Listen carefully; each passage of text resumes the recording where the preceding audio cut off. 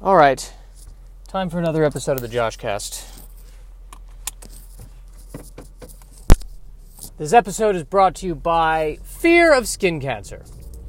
So, you're out in the sun and you're not putting on sunscreen. Well, it could be the end for you. Wow, that dog has a huge tongue. Watching somebody walk their dog right now. And that has, as usual, it's another dog that probably doesn't belong in Southern California. You can tell by the enormous amount of sweating that it's doing. Because I believe dogs sweat by opening their mouths and holding out their tongue. Because the dog is hot. Because the dog was not designed to live in a desert. That is where we live. The dog was designed to live in a temperate climate. It's like asking a polar bear to vacation in Maui. I get testy when I see that stuff.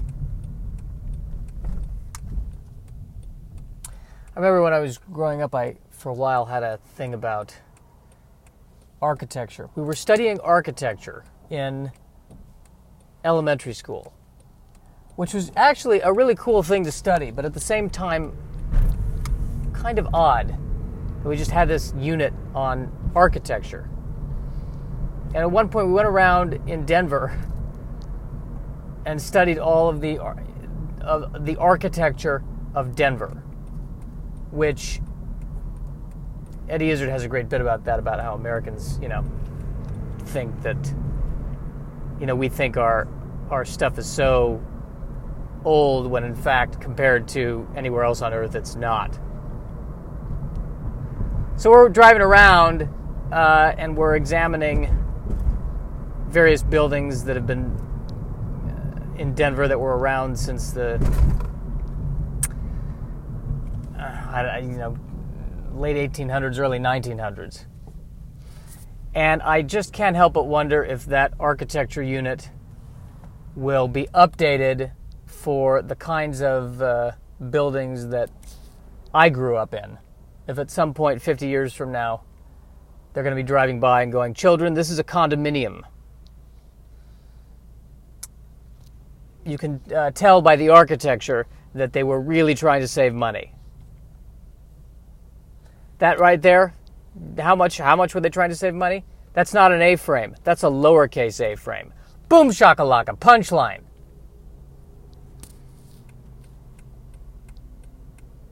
Boom shakalaka, NBA Jam, right? I think the Nintendo game. I remember playing that with a friend. From downtown. Boom shakalaka. The ball would be on fire. That'd be impressive. If the ball was on fire. And probably a fire code violation. And I think there'd be some concerns. Questions about telekinesis and basic physics being upended. But definitely winning the game. Yeah, we knew Michael Jordan was amazing, but we didn't know that he could actually set the ball on fire. Frankly, we feel his talents are being wasted on the court. He could be America's secret weapon.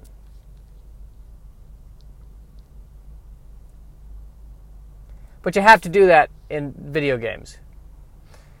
Because if the Street Fighter game was realistic, it wouldn't be... If Street Fighter 2 was realistic, it would not be at all fun.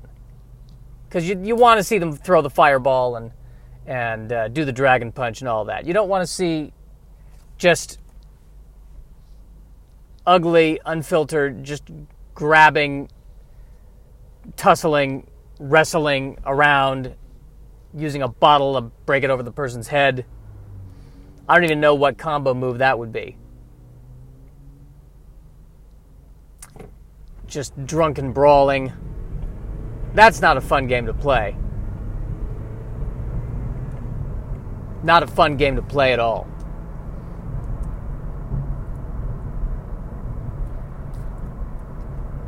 It's quite amazing that the police were never called in any of the street fighting games.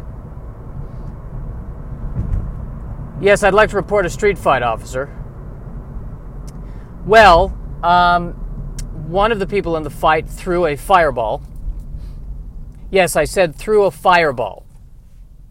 Well, I'm not an expert on this by any stretch of the imagination, but if I were to hazard a guess, he was somehow able to summon the chi of energy into his hand and throw it at the other guy. And the other guy somehow managed to jump over it. I mean, it was really, these are athletes. Say what you will about the property damage. These definitely are athletes.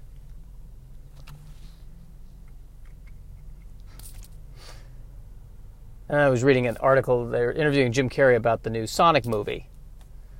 And how the preview for this movie, Sonic, for those of you, I feel like of the 10 people listening to this, there might be one of the 10 that doesn't know what Sonic is. It's a video game by Sega that I think was similar to Mario, but I feel like I just insulted all the people who played Sonic by saying that. But it's that kind of a game where you're the hedgehog and you're trying to run over things and collect rings and etc. And they're making a movie out of it. And apparently the way that they animated the Sonic in the movie caused a high degree of ire amongst the fans of Sonic. Apparently, in this movie, they had animated the Sonic to have teeth, and it bothered the diehard fans. Because I think that Sonic, in the original game, I'm not even sure how much detail there was. I mean, certainly not teeth, but it was very, what was it, 32-bit, 64-bit? I'm not even sure it was that detailed.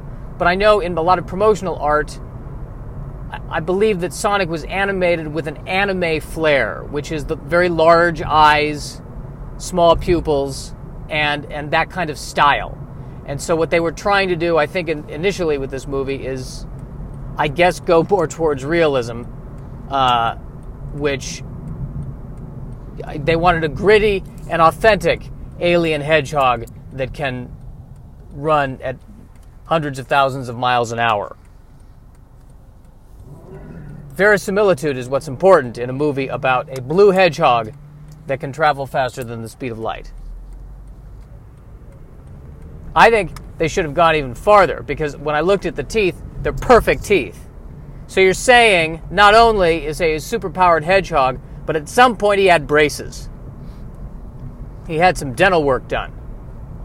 Let's go all the way. You're going to put in teeth. Let's make them a little bit yellow. Let's have one be chipped. I mean, he's running around all over the place. Surely at some point he's slammed headfirst into a brick wall.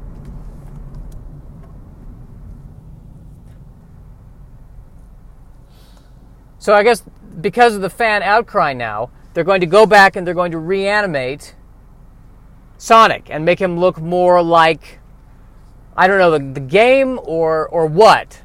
But they're going to change his look to do service to the fans. And they're interviewing Jim Carrey about it, and Jim Carrey, just was reflecting on how the movie's not even out yet. And there's already an outcry, and there's already commentary before it's even out, before it's even finished. And, what kind of, is that good? Is that good for art? That before the product's even finished, there's judgment, so they go back and they change it, instead of allowing the artist or the team to present their take on it. And are we missing something by not allowing these people to give Sonic teeth? Maybe that would have been a better movie, ultimately. We could be robbed because of the toothless Sonic. And you know what's going to happen? I will tell you what will happen.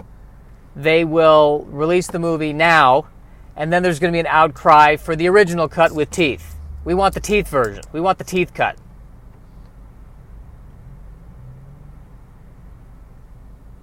We want the unauthorized molar version of Sonic.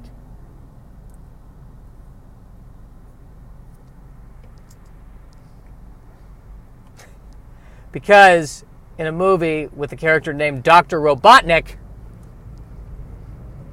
God forbid Sonic has teeth. That's just ridiculous. Ah. Hilarious. I'm suddenly feeling winded because I haven't really eaten anything other than twigs and berries in the last 48 hours. Because I got sick. Because I overate.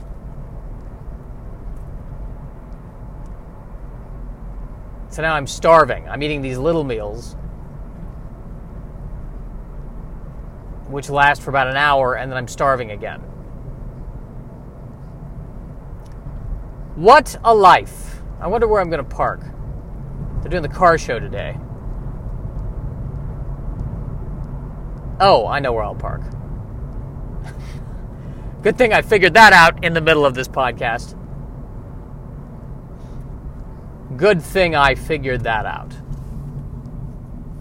I've also been on a Bond kick lately, watching documentaries about the making of the James Bond movies, and I'm currently watching The Spy Who Loved Me, which I remember I watched it years ago. I must have been 12 or 13 when I saw it for the first time. And the one thing I remember vividly is that's the movie where he had the car, the White Lotus, that drove into the ocean and turned into a submarine, which I thought was so cool. And is still cool. When I watched it to this day, I'm like, the Lotus scene, yes. Turns into a submarine. That is awesome. That is awesome. Suave, debonair, being attacked by a helicopter. Has to drive the Lotus into the water so it turns into a submarine and then launch a missile that blows up the helicopter. One wonders why he didn't launch the missile first, but let's not split hairs. It's James Bond.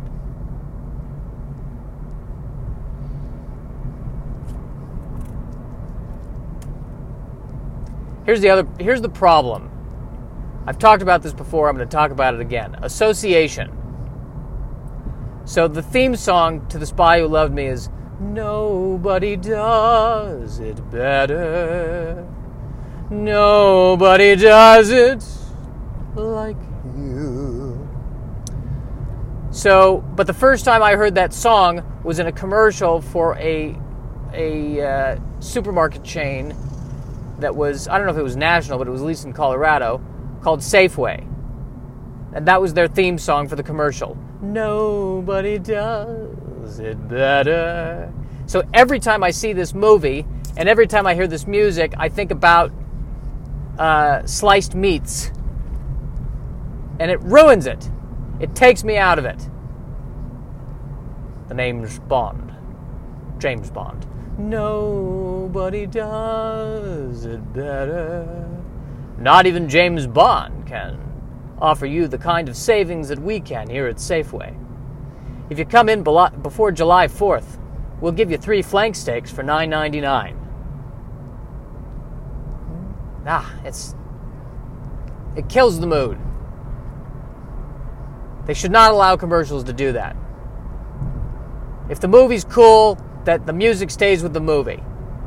That should be a law.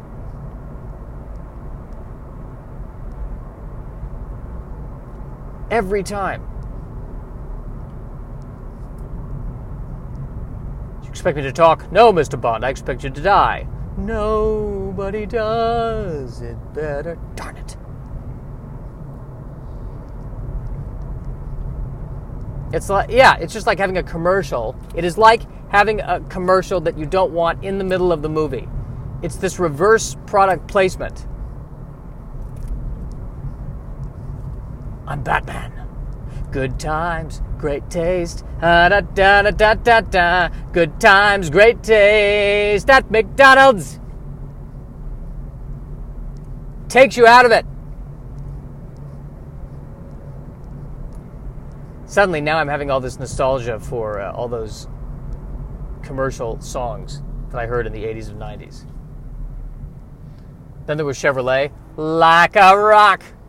Oh, like a rock.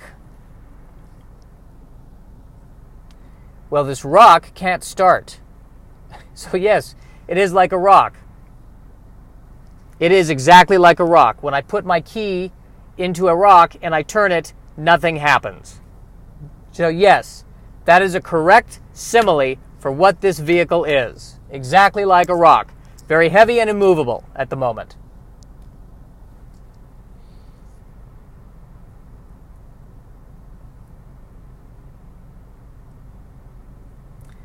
Oh, then there was a weird one that my mom caught, this one.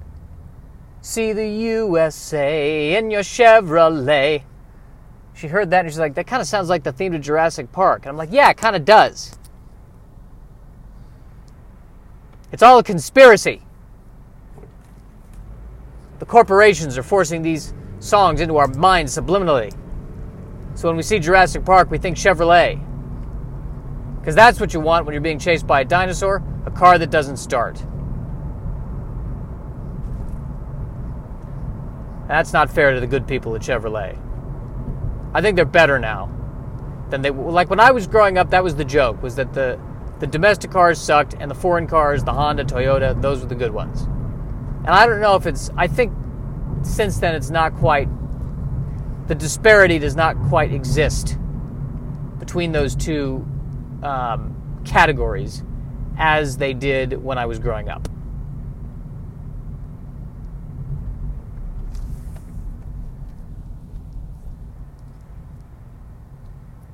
But yes, they are preparing for the car show, so roads are closed.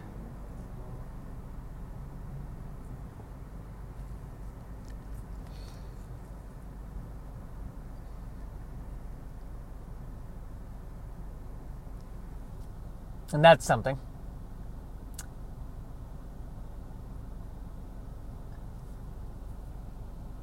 There's a plaque on the street.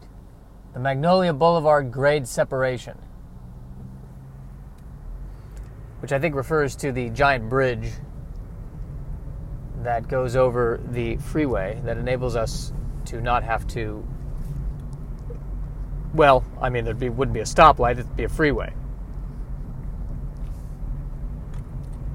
But maybe at one point there was no bridge, and Magnolia just ended.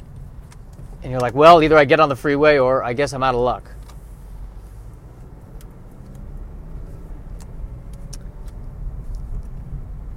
I always like the plaques. The bronze plaques. Dedicated to the memory of da-da-da-da-da-da-da-da. And we look at it and we go, oh, that's nice. And it's a way for whoever or whatever did that thing or gave that money to live on after they're gone. At least until the building is demolished, and then I guess then it's over. So let me tell you a little bit about my obsessive compulsive. I'm trying to find a parking spot. There's no other spots. It's early. No one's here yet. And the place where I was about to park, there's a bottle.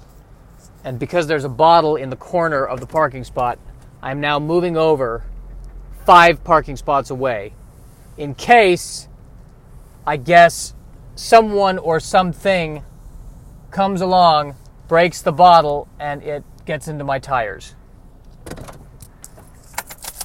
That right there, ladies and gentlemen, is Judaism. That is how the Jewish mind works.